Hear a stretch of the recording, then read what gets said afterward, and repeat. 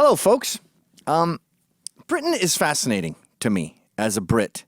And I think a lot of Canadians and Americans don't understand how deeply entrenched they are in their ridiculous caste system. India is just mimicking what they have. Now, they always had a rich and a poor, but when Thatcher privatized the whole country, they had a middle class. And they've had it for about 30 years. But there is still this strange, hello, how are you, versus, I don't know what's going on. And it's very foreign to us, literally and figuratively. Like when an American sees someone in a Bentley, they go, cool, I hope to get one of those one day. When a Brit sees one, a working class Brit will see another working class Brit look at it and go, well, you want to be middle class? They are disparate. They don't like each other. And in the case of the working class, they're correct not to like the upper classes. They're dicks. The media class, the middle class, the upper class in Britain, the bourgeoisie are all cunts. And I think a great example of this is this video discussing the Manchester attacks with an SAS soldier. This is a guy, Special Air Services or something, a person we send out to die for us. And then we have this media class Ponce telling him how to deal with terrorism after he makes a good point. It's sort of like the way Upper East Siders in New York City would talk to someone with a Southern accent. But roll the tape. Stop! I'm already annoyed. Why is this journalist reporting from this stupid flower scene? And by the way, stop laying flowers after a terrorist attack. Lay bombs, okay? Flowers don't work. Capitulation encourages more attacks. These people only understand strength. If there's a bombing, deport everyone remotely associated with this guy, shut down the mosque he went to, send all his relatives to Pakistan, and if they're not from Pakistan, then throw them in prison. This is an intelligent idea I just stole from this SAS guy. But isn't it irritating, the background he chose for himself? Hello, look, I'm with the other people who are sane and gentle and laying flowers. We're very civilized. Anyway, let's talk to a yobbo, a soccer hooligan, a brute. Go ahead.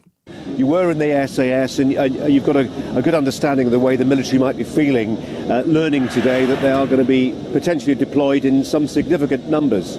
Yeah, and for me it's a lot more black and white. There aren't as many issues for me.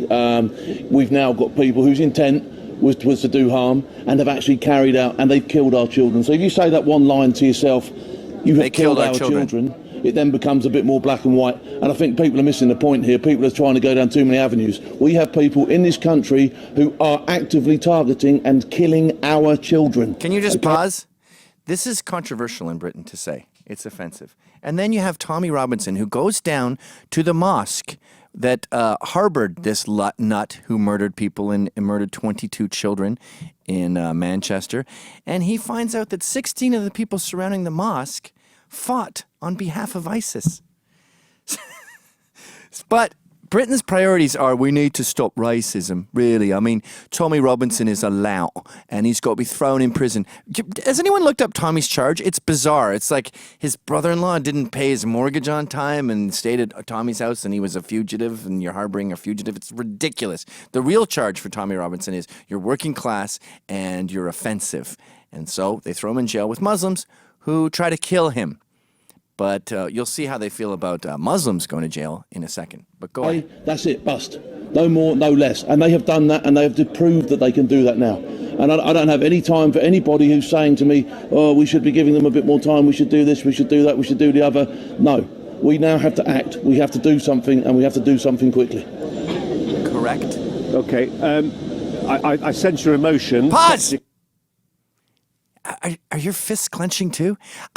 All right, I sense your emotion. He's a cop talking to some crazy black woman on meth who has no pants on. He's talking to a lunatic, and he's trying to talk him down because he's so much smarter than this guy.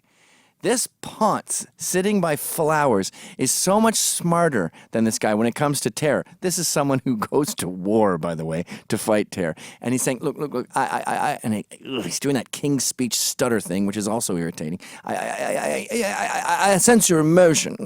I think what you're failing to understand, darling, is, go ahead.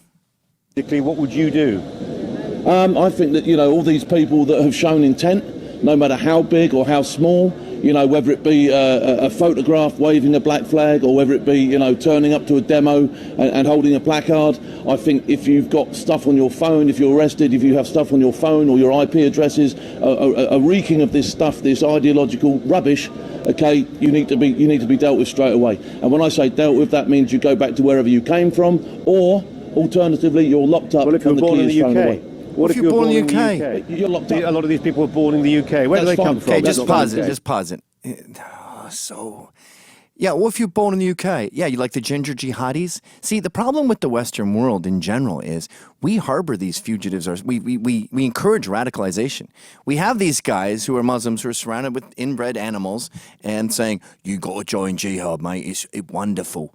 And then they have their teachers, their Marxist teachers, telling them that Britain is evil and they were the colonists. And in America, they're told all day, the Sarnav brothers were told that it's a Marxist hellhole stolen from the Indians and got rich on slavery. And then when you meet your jihadist uncle, it kind of sounds reasonable. He matches the Marxist teacher you were listening to all day that tells you how much you suck. And he's saying here, how do we know? What if they were born in Britain? I always think of Jermaine Lindsay, the Jamaican kid who was part of the London bombings. We know who the bad guys are. Look at this. The Post had a thing called It's a War of Good versus Evil, and they had a feature called On the Radar to No Avail.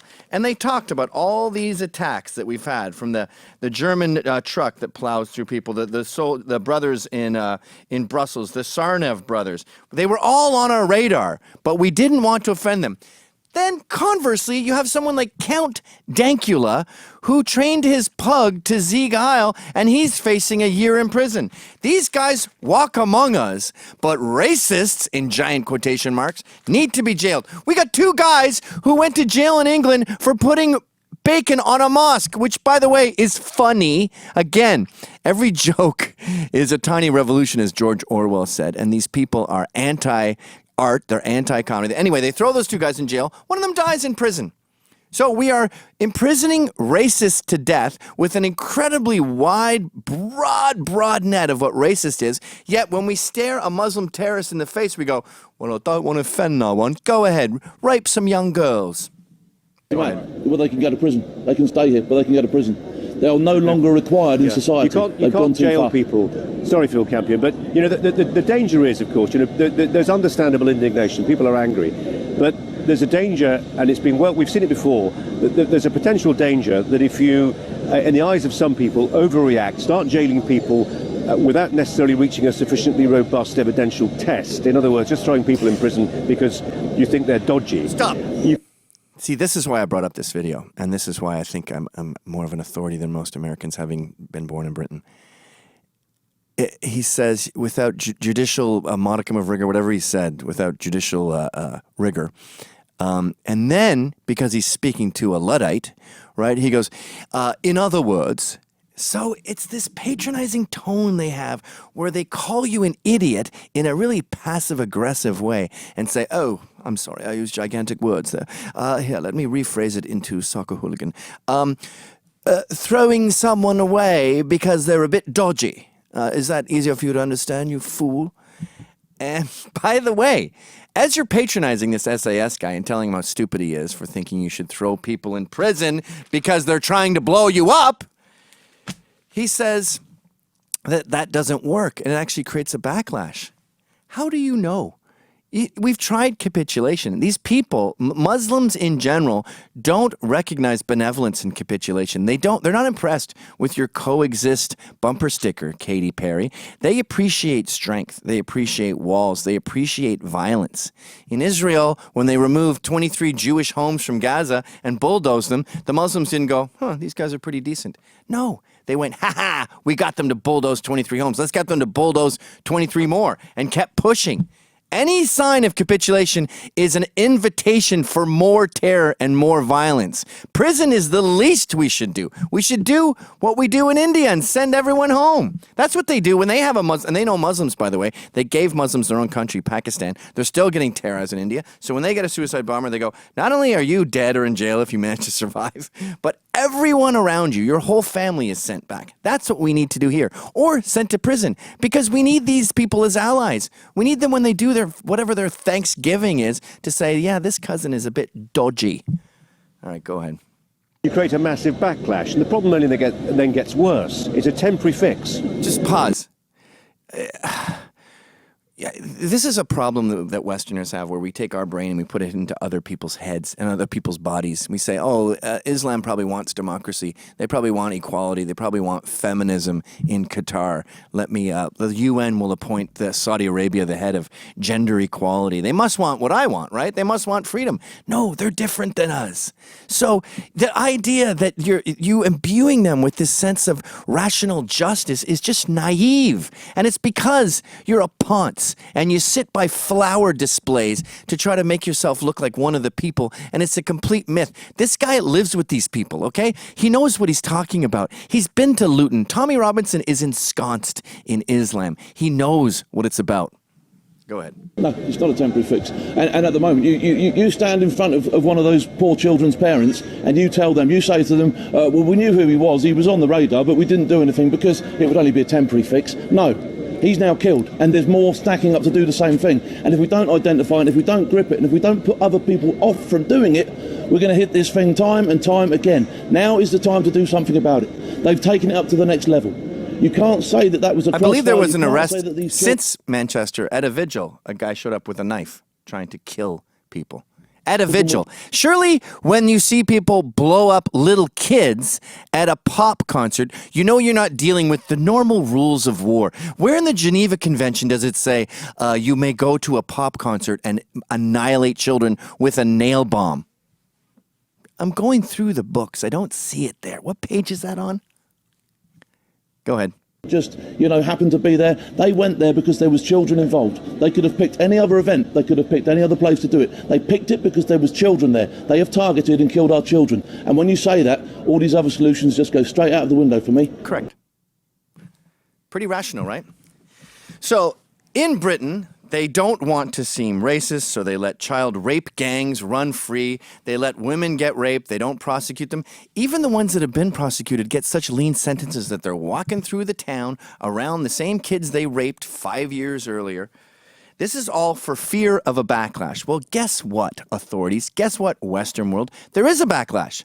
There's a backlash against you. There's a backlash against the media class. There's a backlash against the left. And the backlash is coming from proud Westerners who are sick of being terrorized.